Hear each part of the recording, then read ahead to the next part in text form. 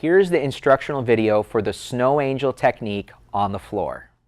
Okay, in the last instructional video, we started with our lasagna pan for our rolling the back series. Now we're going to transition into our snow angel technique.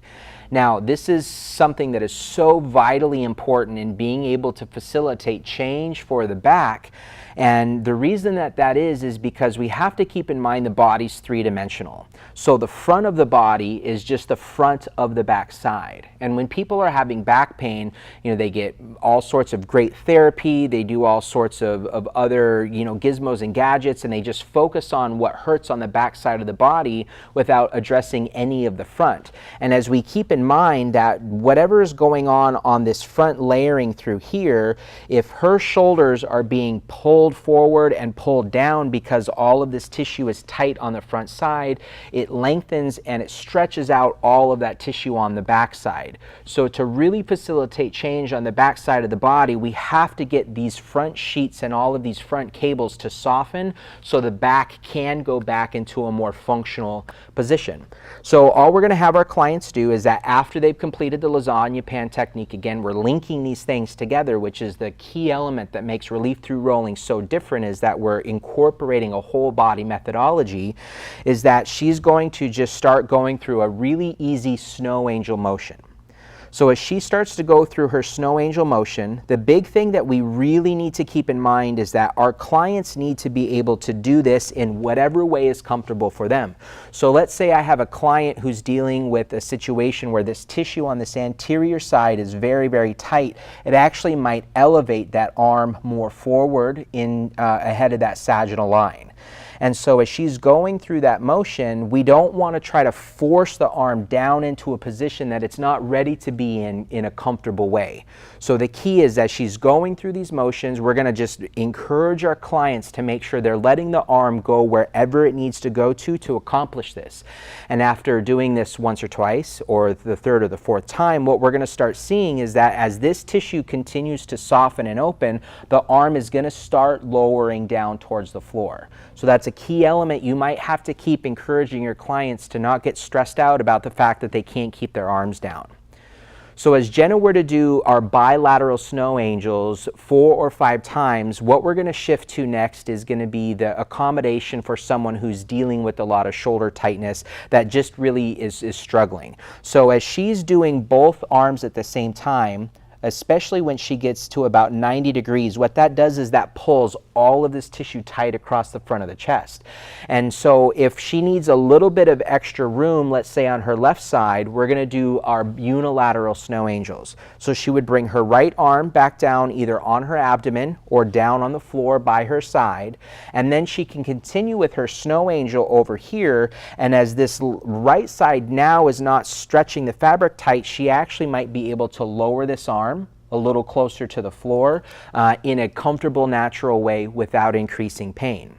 So as she does this, again, 3, 4, 5 times, she would do that on the left side, and then she would alternate this and then do a unilateral snow angel over here on her right side, ensuring that we're getting symmetry out of the structure, because that's really what the body needs to function optimally, as much as symmetry as their body would allow.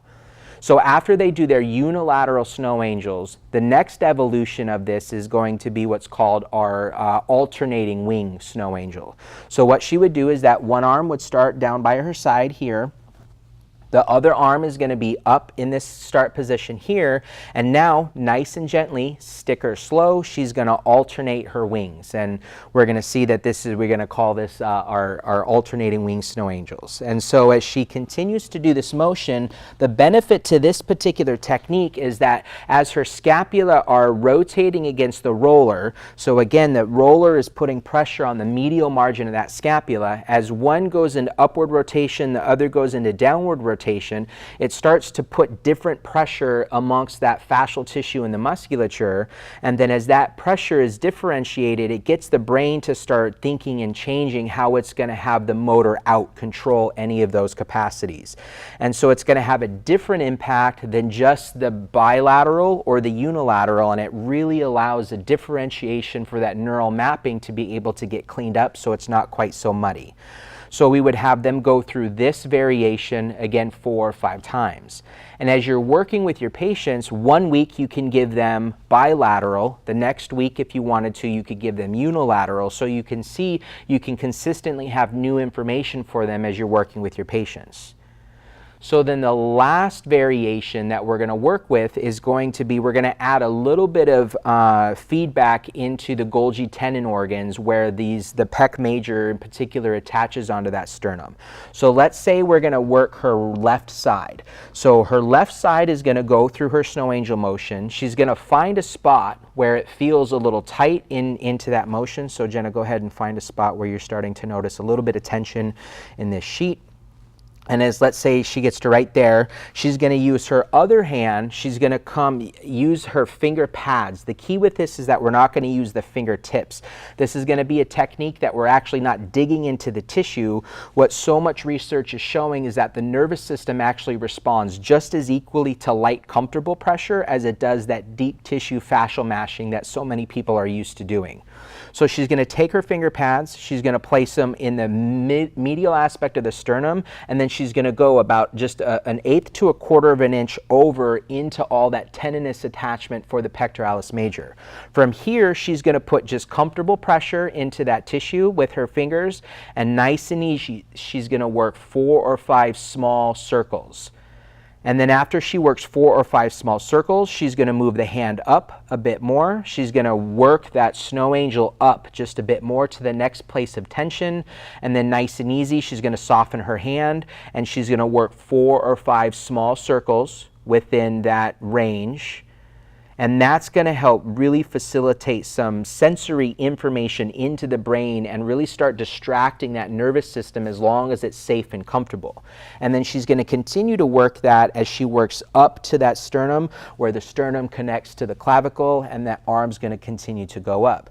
So this added variation of the self-work while she's doing this work on the front side, as that scapula is actually articulating and rubbing against the roller on the medial margin on the posterior side, facilitates a tremendous amount of change for our patients to be able to have so many effective tools to be able to help manage and treat their back pain.